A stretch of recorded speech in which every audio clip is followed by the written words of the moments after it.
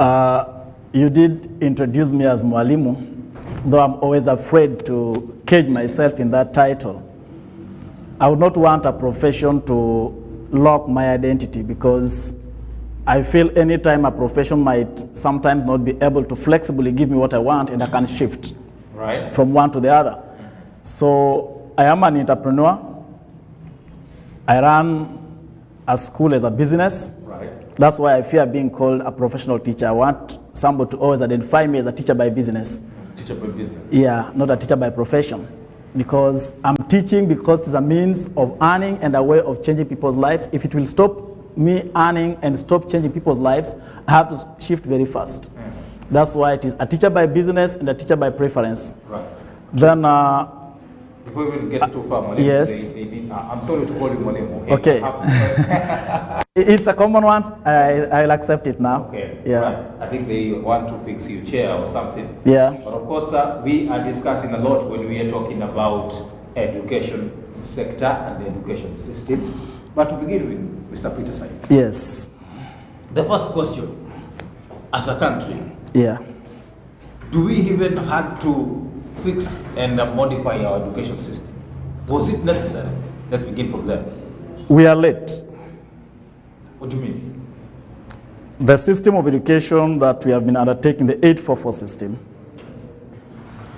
was supposed to have been overhauled or done away with more than 10 years ago. If at all, by the time we were talking of Vision 2030 as a nation, we had consideration of the people who are going to undertake that vision into mind. You cannot train a people whom you have caged their entire livelihood within a system that only tests one aspect of their life, that is their intellectual content only. You as Shadrach, you are not just your intellectual life alone. You are more than your intellect, because your intellect is just the data which you have got from the teacher and kept in your memory. But you can do other things without that data. There are other data you have been collecting in various aspects of your life. You have been doing other things apart from what you've done from school, which are very great and important and can do enormous things in your life. But now if I define the entirety of your personality within what you got from school, and maybe you never got it and understood it absolutely perfect, then I say that's the only way you can access perfection in life. Without anything outside that, there's nothing else. Then I'm simply trying to mean, if education was to help us achieve Vision 2030, then we must train an all-round person. And to train an all-round person, 844 cannot do that, because 844 justifies you based on the grades you get. Mwalimu, the question would be, yes, where were you? Where were such comments at the time at which we did have the 844 system? Why is the change coming now? We are talking on behalf of a nation that has got about 50 million people. And we are talking on behalf of a government. We are talking on behalf of so many people, where for all these people to arrive at a verdict, sometimes you might be having some concept which is perfect down here, but it will take time for this concept to be scaled up and reach the people who are supposed to be implementing it. So much as we are late, we are not all that time bad. We can still do something about it. But to be sure about what we want to achieve as far as Vision 2030 is concerned, 844 was supposed to be out of Kenya more than 10 years ago. Yeah. I am a teacher, and let me just give you this example to prove to you that sometimes 844 can be a dilemma. There is a situation that sometimes I fail to use as an example when I'm teaching my students. There is a year, I will not mention the exact year because my students can get guilty at one point. We had a student who scored a B minus. And we had a student who scored a D plus. The two left our school in 2014. Let me go specific the year now. Yeah, they know themselves. There is this boy who left my school with a D plus, and just last year, he gave me a call. He had come to my office to pick his results. The principal was not in place. And when I was trying to check in the shelves to get his results, he tells me, "Sir, I'm late. I'll have to pick it later." And I'm like, what do you mean you're late? Just give me 10 minutes. He said, "No, I have a matatu that I've left at the garage. Some mechanics are working on it, and these guys are likely going to take advantage of my absence. And I'm like, okay, whose matatu? You manage somebody's matatu? But no, it's my own. I'm in business now. And I had to turn towards my CCTV screen to look at what means of transport did he use to come to my office. Then I see a Toyota Round parked at the parking lot. And I'm looking at this guy who left my school with a D+. Then, to make it worse, his colleague who left the same school with a B- is riding boda along the streets. I'm not shy to say this. Okay. So I was asking myself, who amongst the two am I going to use to motivate the candidates? Will I use this guy who scored a B- and is riding boda, or I'll use this guy who scored a D+ and is currently running matatu business? I just discovered that I was valuing one aspect of human life when I was dealing with all these two categories of people in class. I was looking at the aspect of their entirety in life in the concept of intellectual aspect of their life only. What detrimental effect does it have if we are supposed to be looking at the intellectual, factor there? There are a lot of detrimental effects that it has. I made this statement yesterday somewhere on a social platform, and I was saying, if you want to determine how perfect a fish is, don't determine its perfection by judging how it can fly, when you know a fish cannot fly. Let the perfection of a fish be determined by how it can swim. That of a bird be determined by how it can fly. That of a monkey be determined by how it can grab and jump from one to the other. And that's what the teachers, all teachers have to embrace now. Not all students and all learners have got perfection in one dimension of life, which is intellectual understanding. No. Some have got, and I have this concept in me, that what we call your mind is not just in the head. To me, I believe the mind is the whole of your body. Because there is what I may not use my brain to do, but my legs can do it better. We are seeing that in the Rift Valley, where the head cannot do some things, but the legs are doing it better, and people are winning millions with it.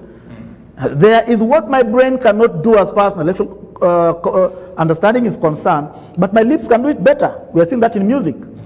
There is what my brain cannot do as far as intellectual concept of humanity is concerned, but my hands can do it better. We are seeing that in Juakali. So let the teachers understand that it is the high time we don't judge students by means of marks and grades. We judge them by the elements of what they are proven to be the perfect area of their life. Mwalimu, yes. The practicality of applying whatever you're saying, this system, with the kind of schools that we have, with the kind of children that we have, in the kind of country that we have. How so is it? I believe in a principle or a mantra that I always recite for myself, that you don't have to wait for rain to start planting, and neither should you wait for the wind to stop for you to start harvesting. If we are going to wait for circumstances to be universally normal, then we say this system can now be introduced. There's nowhere change will find everybody ready. Change has never found everybody prepared, even in your own status at home.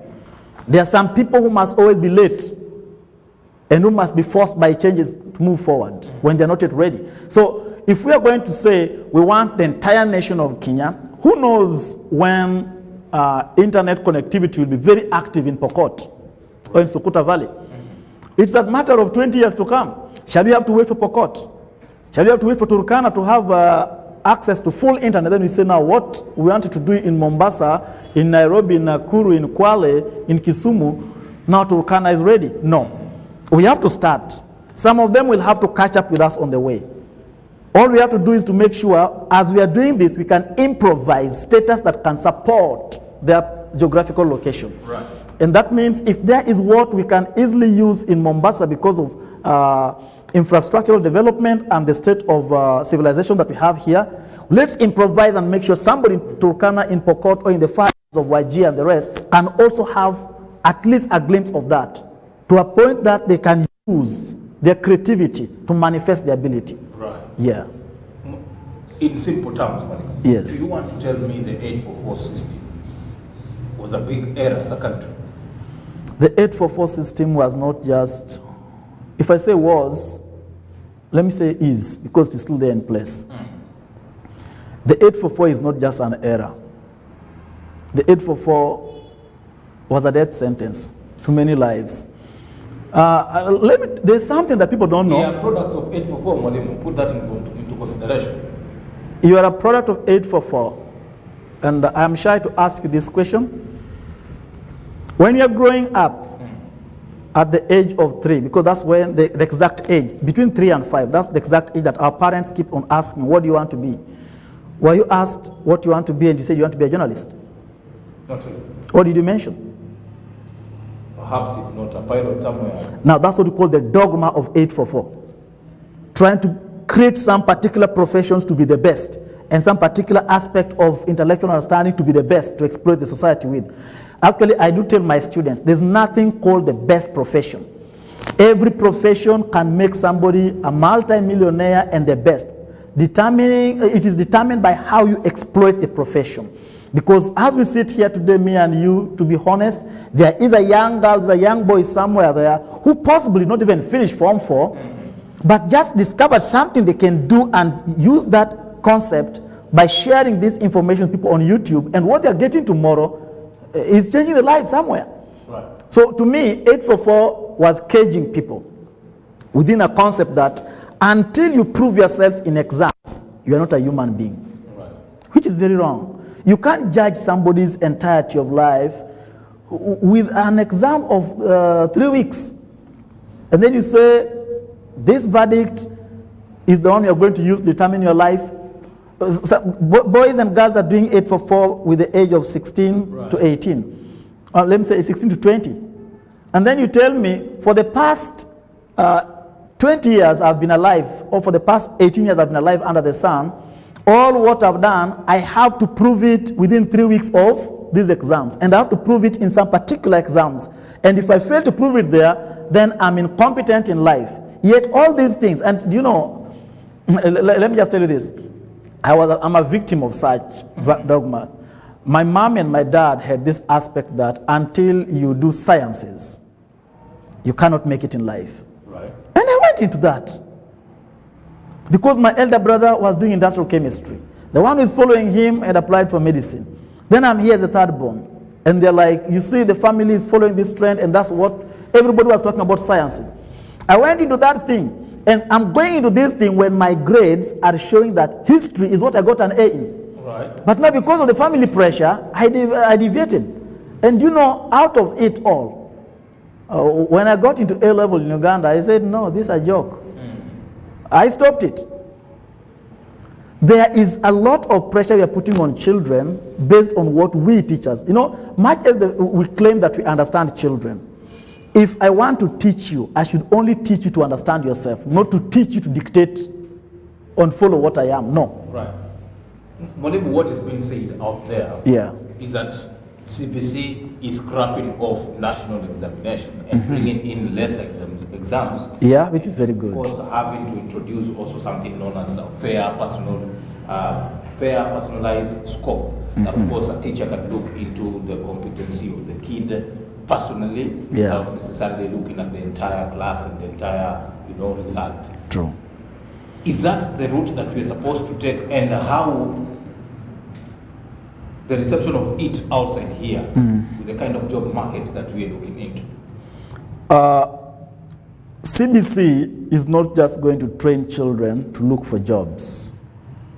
CBC is training them to look for themselves first. Because if you are going to look for jobs, it's simply meaning that you are going to ask people to see what you can be. But if you are going to understand yourself, then you go outside there. You are simply going to tell people, I already know who I am and know what I can do. Because if this kid understands their creativity and what they can do best, we just need a very little input as a society for this kid to exploit their creativity and start doing what they can in life. Compared to this aspect whereby you have to go to school, then with all your papers, until somebody says you are competent in this area, then you're forced to believe you are incompetent. Let me tell you this. There was this professor of Maseno last time who made a very good definition of unemployment. When you say you are unemployed, what do you mean? You know, in most common terms, the word unemployment simply means somebody is jobless. But the question should be, when you are saying you are unemployed, in which area are you unemployed? Not every idler is unemployed. Okay. You must be trained in a particular area. You must be creative in a particular area. You must be able in a particular area. You must be having the capacity of doing something in a particular thing. And then when you lack the opportunity in that particular thing or in that particular area, you confess you're unemployed. But here's a situation whereby you have not been able to exploit yourself to understand what your creativity can produce. And the government plus the system is dictating that you can only do something with yourself if you conform yourself in this setup that they have made. So if you cannot fit their standards, then you are unemployed, which is a wrong definition of unemployment. What 844 Mwalimu would say to have brought a lot of problems into this country.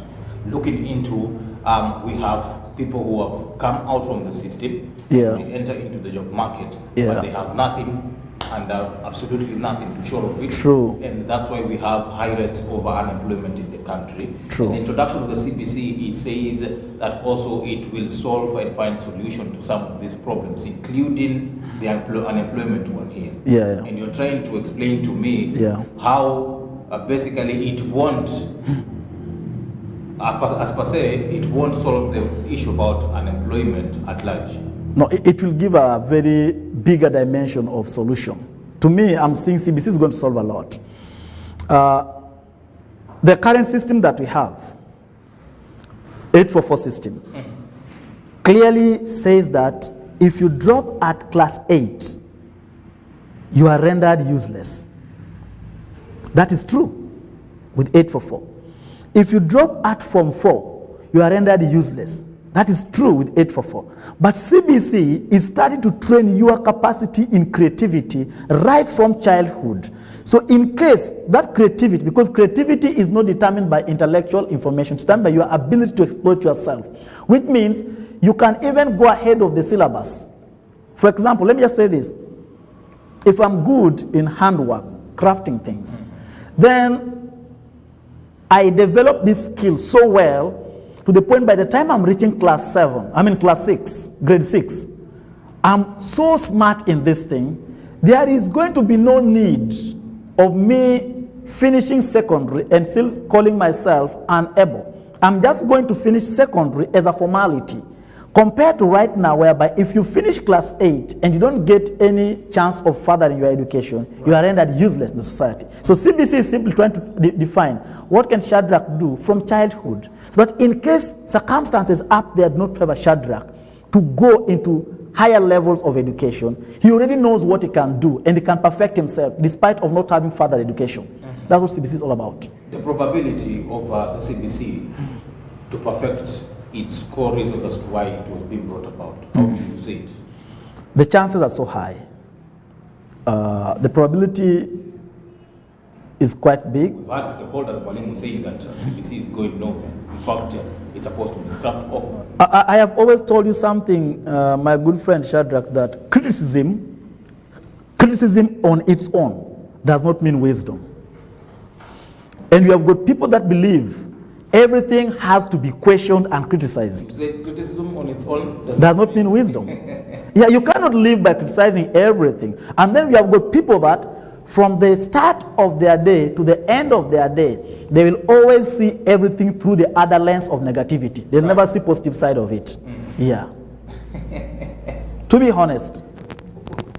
Now that, of course, it has been rolled out, the CBC, and it's close to a number of years that we've had it. It has been, there are so many holes that have been poked out from it. And the various stakeholders also, including parents, teachers themselves, even though teachers, some have not been boldly enough speaking about this issue, have raised some very serious concerns out from which. How do you feel with some of these concerns being raised, and does it worry you who are part of that profession?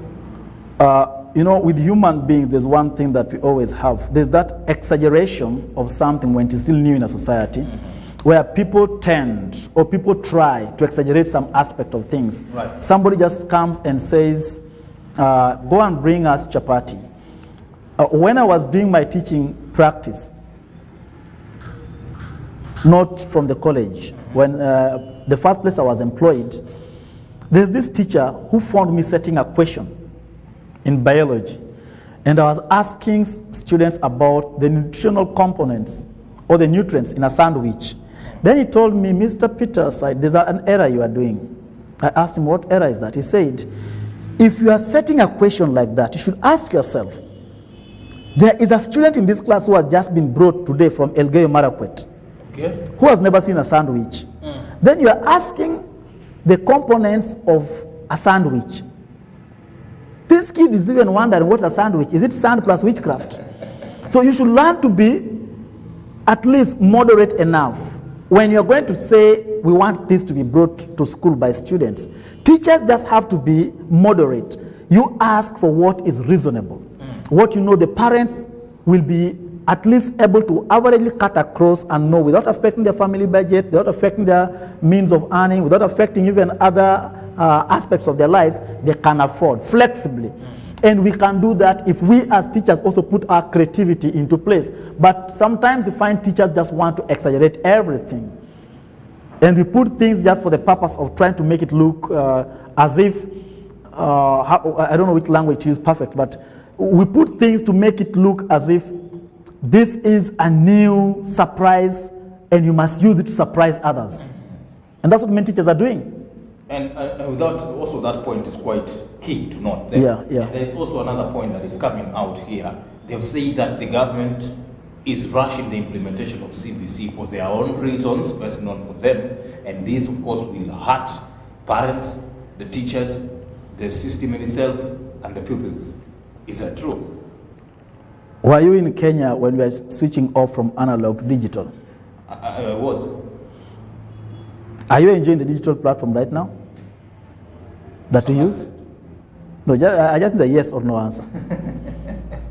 When we are switching off from analog to digital telecasting system, were you in Kenya? I was. In fact. Are you enjoying the digital system now? Just say yes or no. Because even the broadcast we're having right now is going through the digital platform. True. Yeah. How many Kenyans resisted that change? To the point the ministry to switch some television stations off. You see, change is a very, very difficult thing to implement in the life of somebody who fears shaking off their comfort. And anybody who fears shaking a state of comfort is an enemy of development. What people don't want is to change a status quo. And we cannot live by just caging ourselves because of the fear of unknown. Right. Let's exploit the unknown. That's why I tell people, experience is not even the best teacher. Experience is just a good student who went ahead of you. The best teacher is courage and faith. Right. Trust in what you are going to explore and go ahead to explore that. But this aspect of just saying, no, this thing, now, out of all those who are saying CBC is not fit for Kenya, who amongst them has undergone CBC? To talk about it. None. All of them are basing on hearsay. But they're professionals only. My question is very simple and clear. Where did they go and copy-paste what they can? Because the CBC curriculum you're using in Kenya is tailor-made for Kenya. Much as there are other nations having CBC curriculum, we have not 100% copy-pasted what they're doing. We are using what has been tailor-made. We have picked concepts from various nations and tailor-made it for Kenya. So if that is the case, let's give what Kenya has tried to develop for herself a trial and see. And before I even get to you, there's a question here. Yes. Somebody says, kindly ask Mr. Peterside to expound on the importance of prioritizing skills in achievement of development. Great. That's a very good question. Prioritizing skills. Okay. Before we came back, I made this statement, which I would also want our viewers to listen. I said, sticking to only what you know and only what you're programmed to do is another definition of being a robot. Okay. When you are conformed to a certain concept of what has been planted in you, and you are expected to only utilize that for your success in life, where you're not given a room of identifying what your own capacity can develop, then you are just a robot. The only difference between you and the other robot from the fact is that you are breathing and you have got a heart that's pumping blood in your body. So when we talk of skills, the platform, what makes us call you a human being and makes us not to call other things being is because in the process of being, you have got the capacity of being anything. And being anything simply means creativity. Right. You can choose to be. So if we limit your capacity of being, which means we have caged you into a robot.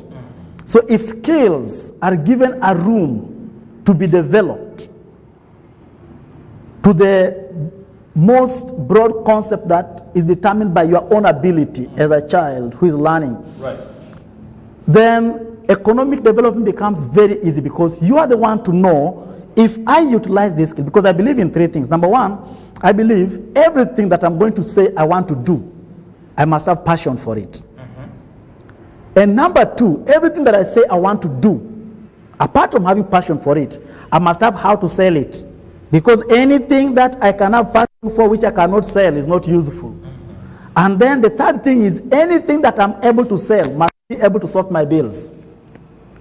Those are my simple principles of life. So if your skills can give you passion, or you have got passion for your skill, and you can sell your skill, and it can pay to settle some bills and elevate your status of life, then that skill is excellent for you. Exploit it and do greater exploit in it. Of course, quite an explanation there. Yeah. But then, Mwalimu, during a time at which we had the 844 system, yes, and people have even said that we got to this far in terms of unemployment simply because we have so many graduates coming out with degrees, and there are so many out here. Now, take for instance, now you're talking about creativity and... Permit me interrupt you shortly.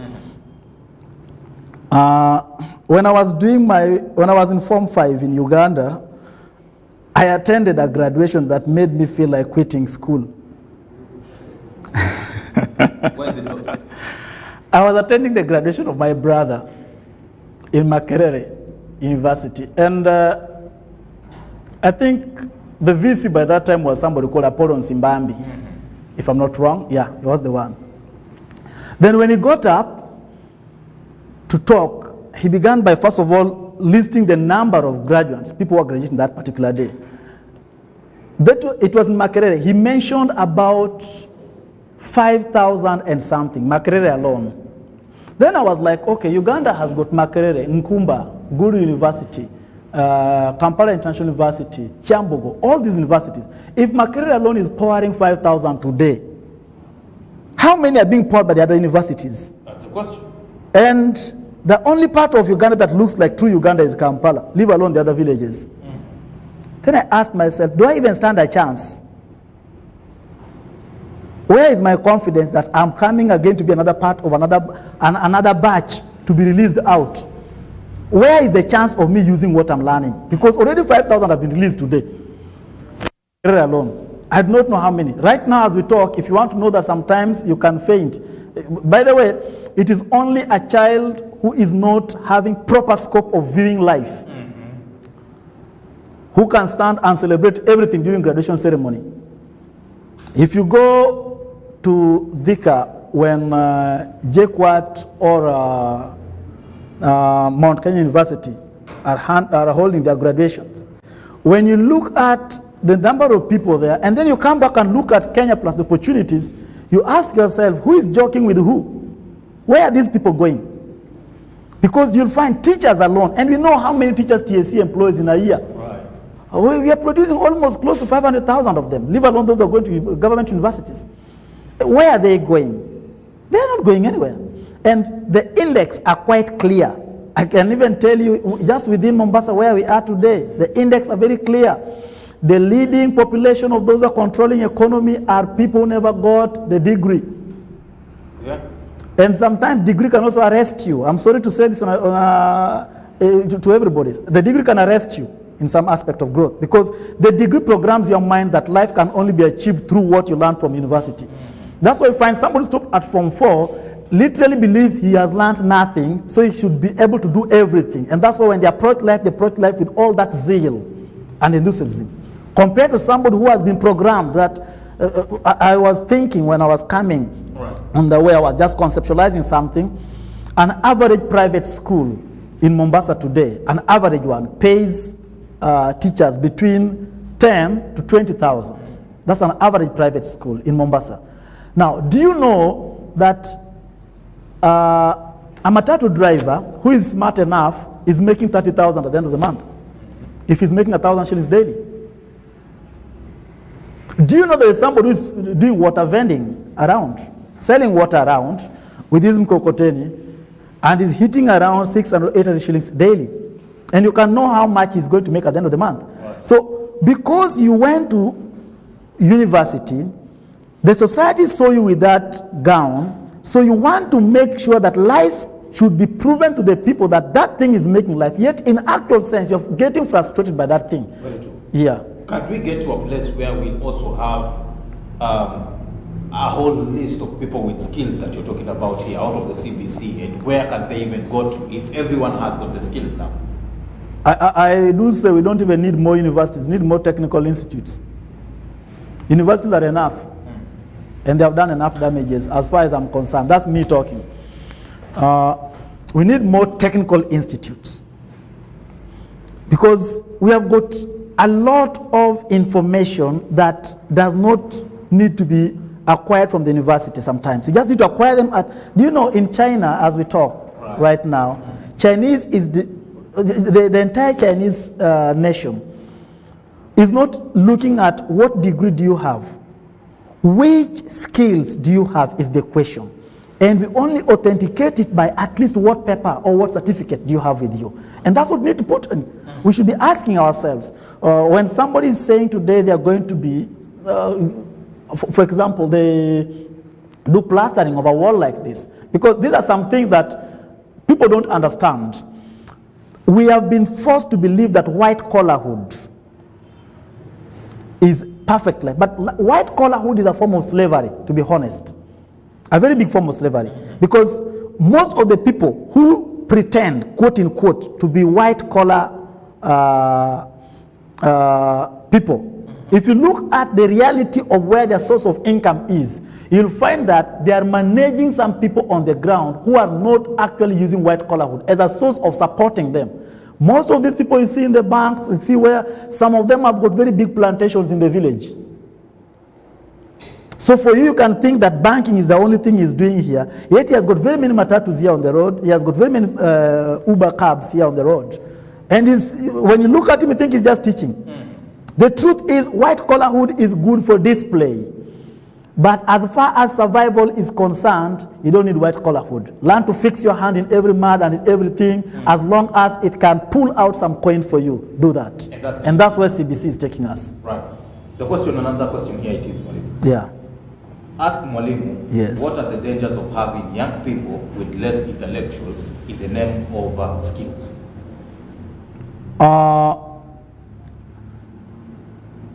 I do not know what that person is referring to when they talk of less intellectual understanding, because to me, the most important thing you need in life, one is morality. Let your social lifestyle be acceptable according to the moral standards of a society. And then the next thing is creativity. Right.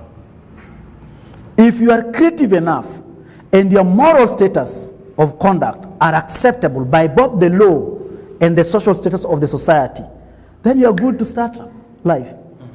Because the dangers that will come in life if your morality is not upright, the reason why we have got, sometimes we talk of an athlete who went and won a marathon somewhere and came back with 10, 20, 30 millions, and then you find after 3, 4, 5 years, they are back to everything on the ground. They are picking tea in Kericho and doing all that. You get surprised where did the money go? It's simply sometimes because morality is not a thing that we put into concept. Because one, you need a lot of things to call capital before you look at money as capital. There's your moral capital, your ability capital, your divine or your religious capital. Those are things you have to put all together, because if you're going to work to only look for 100,000 as your starting capital, can you control yourself from drinking this money? Can you control yourself from splashing this money to ladies out? All these are things to be looked at, so that when you are going outside there, your morality is enough to let the society accept you and approve of you. And morality cannot be taught perfectly by outsiders, can be taught perfectly by your own life principles and values. Right. Yeah. Now, on the question of moving forward, yes. You have the CBC, it's been rolled out in phases perhaps, and the ministry has maintained that it's been rolled out despite the concerns and the challenges that have been faced. What can you advise? We are even entering the term 2 just today. I gave you an example of Rwanda, a nation that right now many East African states are referring to as a marking scheme as far as civilization is picking up in East Africa and Central Africa. You know, when Rwanda was coming from the war of 1994, very many Rwandese opposed almost everything that Kagame was suggesting as far as the future of Rwanda is concerned. Right. Even the education system, when Kagame was switching off from French to English as national language and changing the entire syllabus, they were against it. And that's why I still repeat this statement here, that criticism should never be mistaken to be an element of wisdom. To me, criticism is a character that sometimes you can never treat. Let everybody who is a critic learn to become constructive in their criticism. Every time you learn to tell somebody that, Mr. Shadrach, this color of your tie is not good, then you must have a suggestion back in your mind. Tell Shadrach, I think let's use a blue tie. But not just telling Shadrach, you are not fit in this tie, it's not, then you walk away. So what do you have as an option? Those who are saying it is not fit, what do they have as an option? Because if the option is 844, then they only have a hanging rope for the future of this nation. Yeah. Right. Last but not least, before even I take another short break here, yes. The question of those who are supposed to help the government to implement the CBC itself, and you also mentioned about teachers trying to exaggerate the whole process here. How should it be done? Number one, and I'm sorry to say this, we have citizens who don't love their nation. Very few people will share what somebody has done in favor of the government. But everybody will share what the government has done negatively with a lot of effort. You see, had we just embraced this thing, you know, when to many Kenyans, very many Kenyans, actually out of the 50 million Kenyans, 40 millions believe that what we call the government is a certain house in Nairobi with some people. They don't know that they're part of the government. I'm not cheating you. A layman outside there believes that the government is in Nairobi. They don't know that it's even up to here, down, up to down where they are. With that, you'll always find there are people who just want to put it in their mind that if anything good has to be done, let those who are in Nairobi do it. And if anything good has to be sold, let those who are in Nairobi sell it. If it is not accepted, the people in Nairobi are to blame. We are all to blame if it's not going to be accepted. We are all to be praised if it will be accepted. We are all to blame it if it fails. We are all to be praised if it succeeds. We should own the responsibility of making this thing succeed. And why am I saying this? I gave you an example, and even today, we were sharing the other day with my business partner, and we felt so bad. When a girl, the Kenyan curriculum, the 844, has got no proper platform for marketing as far as the secondary curriculum is concerned. What is taught in business studies is not enough to teach somebody's marketing. A girl who left our school the other day, and she was like lost in our sight. Until recently, when I came across her on a WhatsApp group, we had lost one of our former students. So they were in a WhatsApp group. And now we are like trying to poke and find out, where has so-and-so been? What are they doing right now? This girl who left school, and to us, quote unquote, we knew she was a failure because she left with a D. And when I'm looking at her dressing code, I'm looking at the way she's presenting herself in the group, I'm like, okay, life is funny outside here.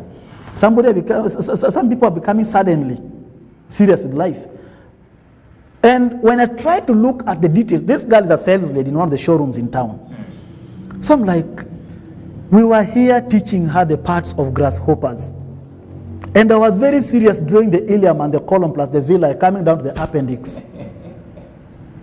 Wasting her time. This is a marketer. Look at her dressing code. Look at her expression. Look at the way she has presented herself before this car. Look at the way she's talking to a client. We had no room of exploiting that.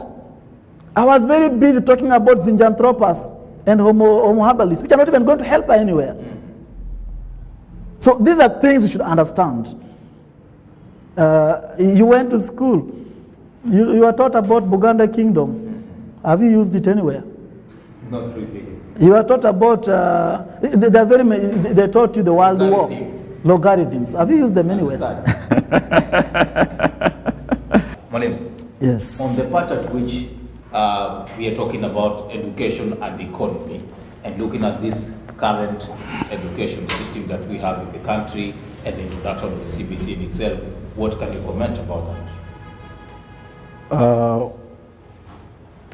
Just the way earlier on did say that CBC is a blessing, and we should just thank God that it came, though it came late. CBC is a very big blessing. I sometimes see what people share, leave alone the memes that they share on social media. You look at the reality of what's taking place in the various classrooms, because I move to neighboring schools. I don't run a primary school, I run a secondary school. But when I have moments to sometimes visit the primary schools of my colleagues, you see a lot of creativity.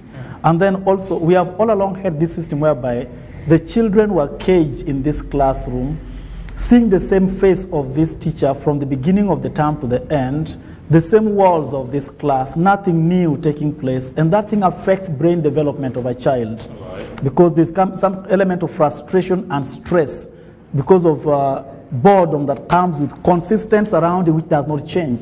And in CBC, despite of the walls not changing, despite of maybe the school compound not changing, but the pictorial images of what is taking place around changes almost daily.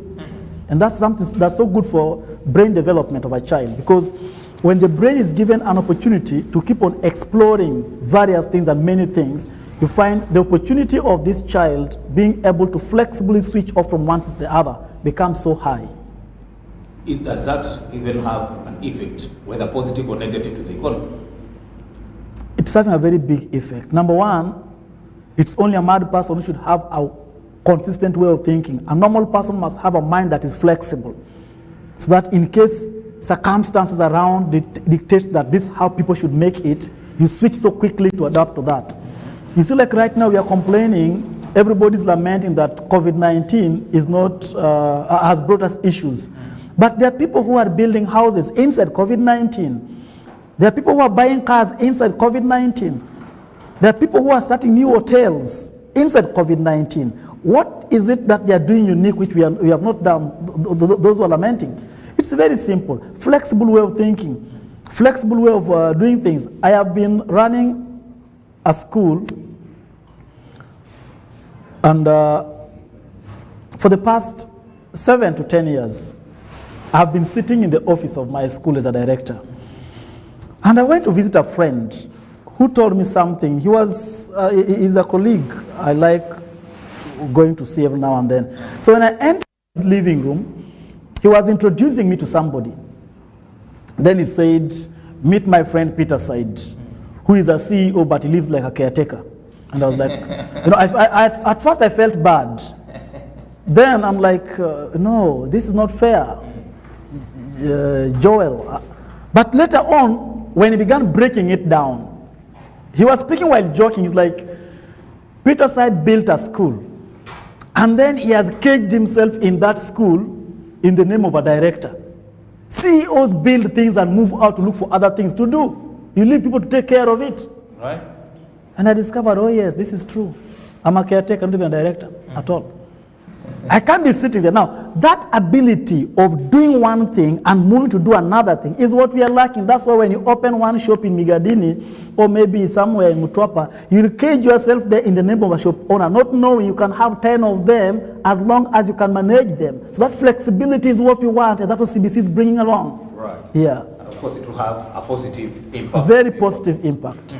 Yeah. Very true. Last but not least, You are telling me like the people who are born to criticize, whether, such people with the kind of efforts being made by government to try and bring quality and standards in our education system, and they are on the front row to oppose some of these issues. What can you say to them?